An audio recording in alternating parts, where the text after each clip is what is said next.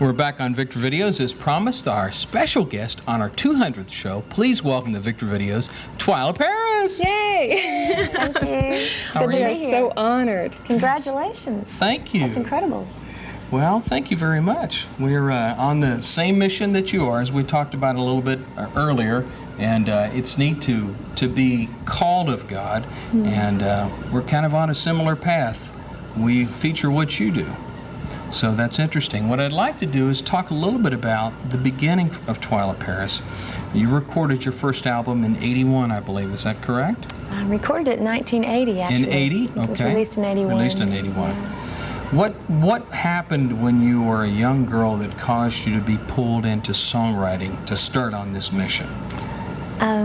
My dad is a minister, and he's also a very accomplished and talented musician, and he was a songwriter as well. And I've said this before, but it's really true that my dad is the person who taught me to love God and taught me to write a song, because he really he lived what he preached in the pulpit on Sunday mornings. And also when I was about 13 years old, he and my grandmother had been giving me piano lessons since I was, old enough to reach the piano. And he challenged me one day as part of my weekly assignment to write a song, and I said, "Oh, Dad, I can't write a song," and I thought he was just being horrible, putting all this pressure on me, but I went away and tried, and I wrote this really, really awful song. I can't imagine that. So, yeah, well, I would sing it for you, except I can't even remember it. I think I repressed it. It was such a bad memory. But the point is, it sort of opened that door for me, and it made me realize that songwriting wasn't necessarily this sort of mystical, magical thing that only certain people could do, but it was a matter of, thinking that way and being creative. And I honestly think that a lot of us could be more creative than we are if we had someone encouraging us at a young age, because so many people just think, "Oh, I can't do that," so they don't try. So I'm really grateful for that, but that's the beginnings of why I do what I do. That's good, and a good beginning at that.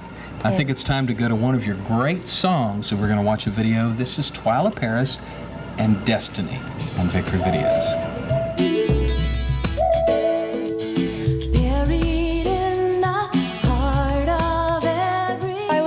I think we have a lot in common, because I really believe from what I've read about you that family means a lot to you. I read the cutest story about your grandmother and your grandfather. Why don't you share that with our audience? About the covered wagon? Is it? Well, actually, this started when my grandmother was younger than I am now.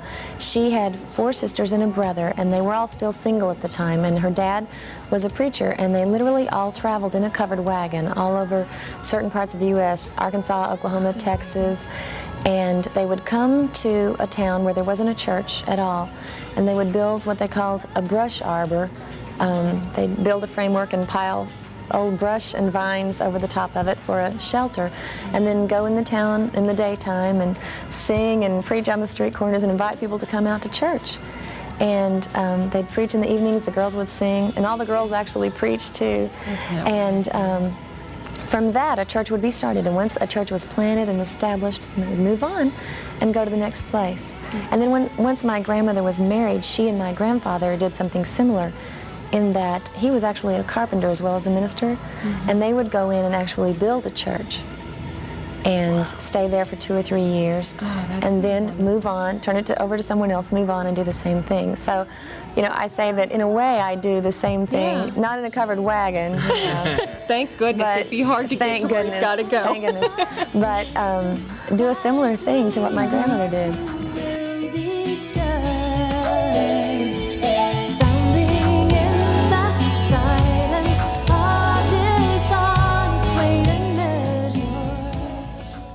We're back on Victor Videos. Thanks for joining us on our 200th show. We're glad that you are there, and more importantly, we're blessed to have with us Twila Paris today. How you doing? Good. Good. She's getting all ready for a concert tonight. Big 43-city concert all across the nation, and then more in the fall, and then you're going to be doing Emmanuel. It's very, very busy.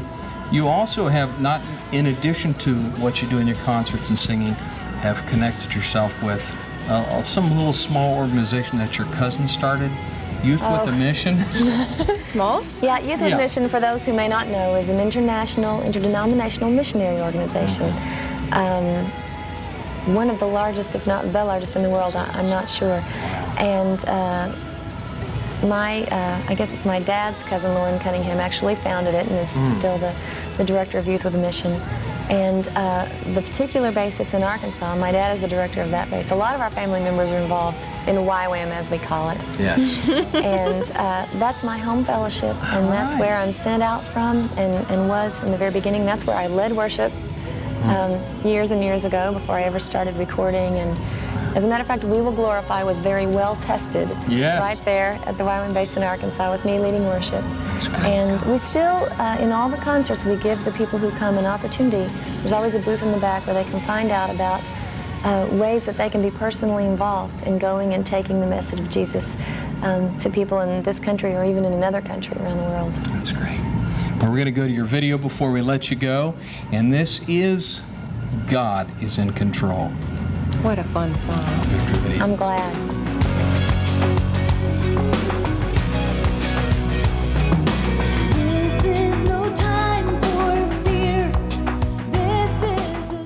Twila, how do you feel about the move of Christian music? Do you think it's still heading in the right direction? I think that something I've noticed just recently is that more and more, even the young artists coming on the scene are writing great music, but also lyrics of great depth that really reflect their walk with the Lord and their understanding of who He is. And I'm really, really glad to see that. It's something I learned early on, and it was with The Warrior as a Child, actually. I'd written that song, and I was a little hesitant to record it because I thought, well, this may be a song that is just for me and other people won't understand and they'll think it's depressing or something, because there was an awful lot of happy music at that time, and it wasn't what you would call it, a happy song, but encouraging. So wiser heads than mine prevailed, and we released it, and I was very gratified to see how many people understood that at a very deep and personal level, and the kind of response that I got taught me never, ever underestimate the people who listen to Christian music. That's right. They want songs with content. They want meat. And they don't want fluff. And so I've always tried to really keep that in mind. Yes. Your honesty. Because they take those songs and they relate them to themselves. And someone who never shares a failure and never shares a struggle makes you feel like a failure when you listen to the music. How come I can't be like them, and wake up giddy every morning? And so it's not real. Obviously the music does need to be encouraging, and the answer needs to be in there. But also admitting along the way the fact that, sometimes I forget, sometimes my focus gets slightly off track, and this is what God has to remind me, or someone else has to remind me, so I'll remind you today, Yeah. Well, I thank you from the bottom of my heart for the music and your ministry. It's just, Thank you. It's helped me very, very many times. I appreciate you. Ditto. Thanks for being with us, Twila, on our 200th show.